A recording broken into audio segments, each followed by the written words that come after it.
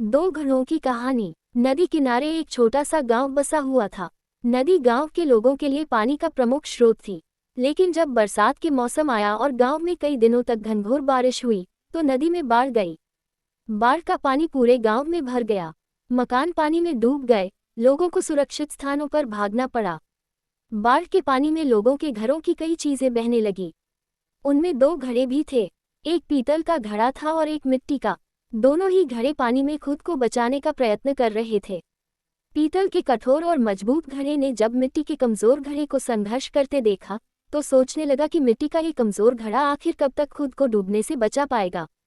मुझे इसकी सहायता करनी चाहिए। उसने मिट्टी के घड़े से कहा, मित्र सुनो, तुम मिट्टी के बने हुए हो और बहुत कमजोर हो। बाढ़ के इस पानी में तुम अधिक दूर तक नहीं जा पाओगे और डूब जाओगे। मेरी बात मानो और मेरे साथ रहो। मैं तुम्हें डूबने से बचा लूंगा। मिट्टी के घड़े ने पीतल के घड़े को देखा और उत्तर दिया, मित्र, तुम्हारी सहायता के प्रस्ताव के लिए धन्यवाद, लेकिन मेरा तुम्हारे आसपास रहना मेरे सलामती के लिए उचित नहीं है। तुम ठहरे पीतल के बने घड़े और मैं मिट्टी का घड़ा।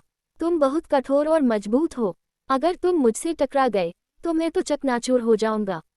इसलिए तुमसे दूर रहने में ही मेरी भलाई है। मैं स्वयं ही खुद को बचाने का प्रयास करता हूँ।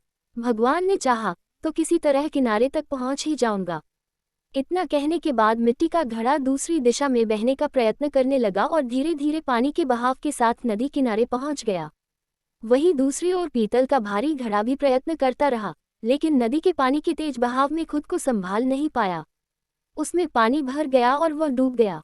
सीख: विपरीत गुणों की अपेक्षा एक समान गुण वाले अच्छी मित्रता कायम कर पाते हैं।